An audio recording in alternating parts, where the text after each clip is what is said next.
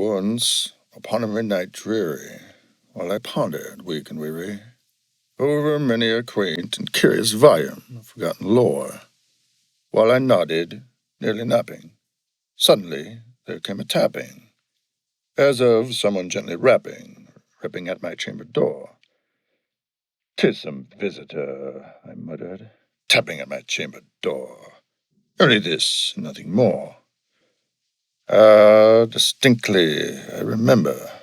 It was in the bleak December, and each separate dying ember wrought its ghost upon the floor. Eagerly I wished the morrow. Vainly I had sought to borrow from my books surcease of sorrow, sorrow for the lost Lenore, for the rare and radiant maiden whom the angels named Lenore, nameless here forevermore. And the silken sad, uncertain rustling of each purple curtain thrilled me, filled me with fantastic terrors never felt before, so that now, to still the beating of my heart, I stood repeating, "'Tis some visitor entreating entrance at my chamber door, some late visitor entreating entrance at my chamber door. This it is, and nothing more." Presently my soul grew stronger, hesitating then no longer. "Sir," said I, "or madam, truly your forgiveness I implore. But the fact is I was napping, so gently you came rapping, and so faintly you came tapping at my chamber door, that I scarce was sure I heard you. Here I opened wide the door. Darkness there, and nothing more. Deep into that darkness peering, long I stood there, wondering, fearing, doubting, dreaming dreams no mortal ever dared to dream before. But the silence was unbroken, and the stillness gave no token, and the only word there spoken was the whispered word, "Lenore?" This I whispered, and an echo murmured back the word, "Lenore." Merely this, and nothing more.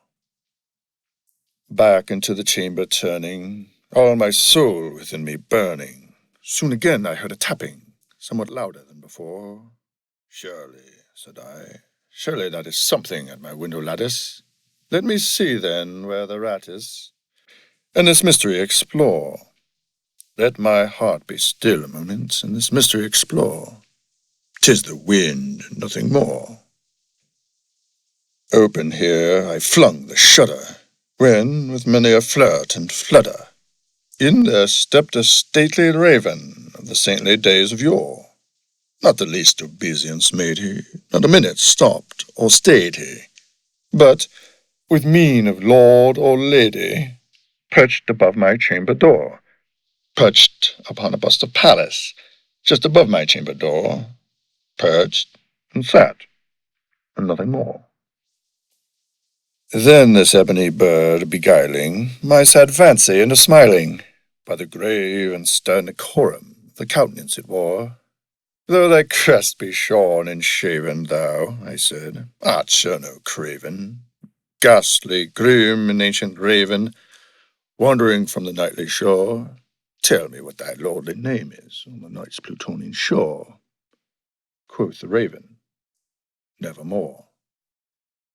Much I marvelled, this ungainly fowl, to hear discourse so plainly, though its answer little meaning, little relevancy bore, for we cannot help agreeing that no living human being ever yet was blessed with seeing bird above his chamber door, bird or beast upon the sculptured bust above his chamber door, with such a name as Nevermore. But the raven, sitting lonely on that placid bust, spoke only that one word, as if his soul in that one word he did outpour. Nothing farther than he uttered, not a feather than he fluttered, till I scarcely more than muttered, "Other friends have flown before. On the morrow he will leave me, as my hopes have flown before." Then the bird said, nevermore.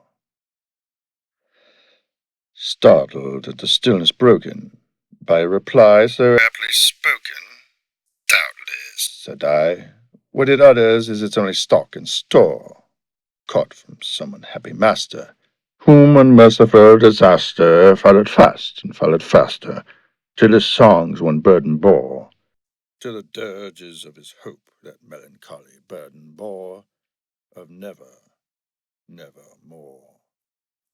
But the raven, still beguiling all my fancy into smiling, straight I wheeled a cushioned seat in front of bird and bust and door. Then, upon the velvet sinking, I betook myself to linking, fancy unto fancy thinking, what this ominous bird of yore, what this grim, ungainly, ghastly, gaunt, and ominous bird of yore meant in croaking nevermore. This I sat engaged in guessing, but no syllable expressing to the fowl whose fiery eyes now burned into my bosom's core. This and more I sat divining, my head at ease reclining, on the cushion's velvet lining that the lamplight gloated o'er, but whose velvet violet lining with the lamplight gloating o'er, she shall press, nevermore. Then, methought, the air grew denser, perfumed from some unseen censer, swung by seraphim whose footfalls tinkled on the tufted floor. Wretch, I cried, thy God has lent thee, by these angels he has sent thee, respite, respite and nepenthe from thy memories of Lenore. Quaff, oh, quaff this kind nepenthe, and forget this lost Lenore. Quoth the raven, nevermore. Prophet, said I, thing of evil, prophet still, of bird or devil, whether tempter sent, or whether tempest tossed thee here ashore, desolate, yet all undaunted, on this desert isle enchanted. Truly, I implore, is there a balm in Gilead? Tell me, I implore. Quoth the raven, nevermore.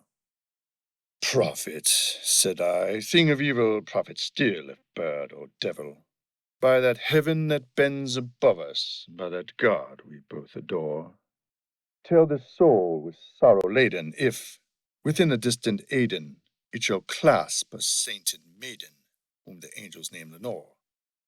Clasp a rare and radiant maiden, whom the angels name Lenore? Quoth the raven, nevermore.